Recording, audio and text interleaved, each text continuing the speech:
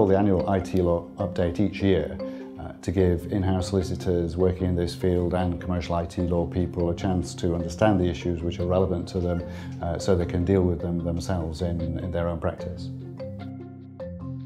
There have been many significant contract law developments this year, including in the field of liquidated damages, how contracts are interpreted, particularly complex contracts, and also the granting of injunctions. But to my mind, the most important single development is in the field of good faith, which affects how parties cooperate, how they communicate, and how they take decisions under long-term contracts. And all of these developments will affect a wide range of IT contracts. We've seen new case law around online copyright, we've seen the continuing fallout from the Snowden revelations, and we've also got new rules about online selling.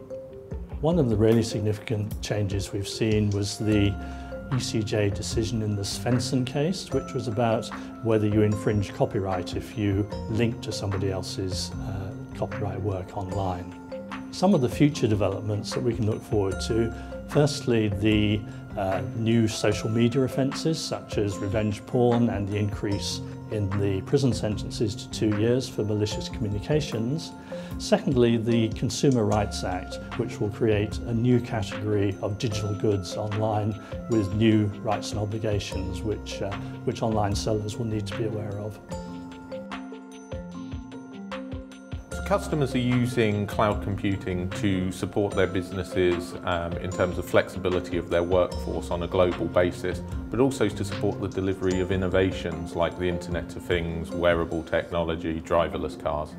The political and legislative upheaval caused by Snowden is problematic for customers and suppliers, as any uncertainty is. Some forecasters predict that US vendors will lose 10 to 20% of their overseas market share. Well, when it comes to cybersecurity, obviously expense is important and the budgets are limited, so you need to spend your money wisely to get the best effect. Really the key is to address education and knowledge, educating your workforce, making sure that they're aware of the risk and how to react to it, but in a sensible way. The more difficult you make it for your staff, the easier they'll find ways around your provisions and your policies. So it's a measured approach, a sensible approach, but education is probably the best expenditure of cash. There's currently a lot of policy-making activity around the world in relation to cybersecurity. Whilst the intentions of this are laudable, it does create the risk of creating a very complex landscape for organisations to navigate, particularly if they operate in multiple countries. In particular, I think there's a risk of overlap between cybersecurity rules and existing regimes like data protection, particularly around areas like notification of breaches.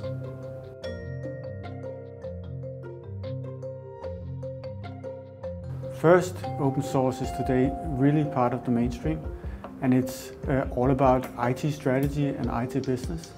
All organizations today are using it, small or large. You cannot avoid it, and you shouldn't try to avoid it.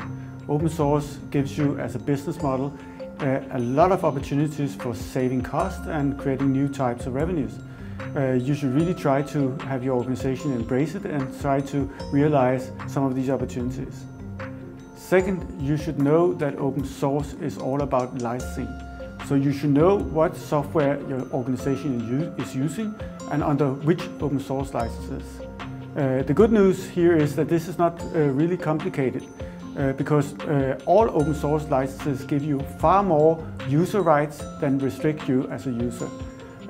But specifically, you have to know whether there is open source software released under the so-called copyleft open source licenses.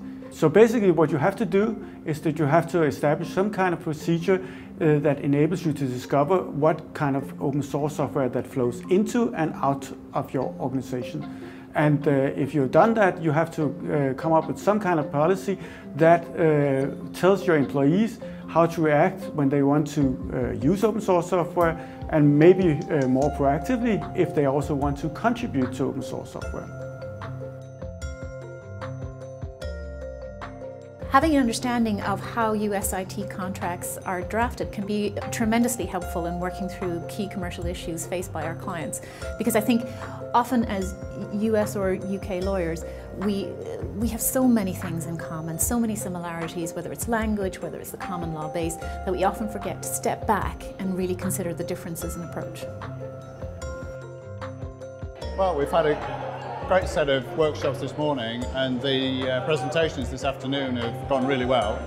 As you can hear from the noise behind me, the discussions are still continuing and everybody's having a great time.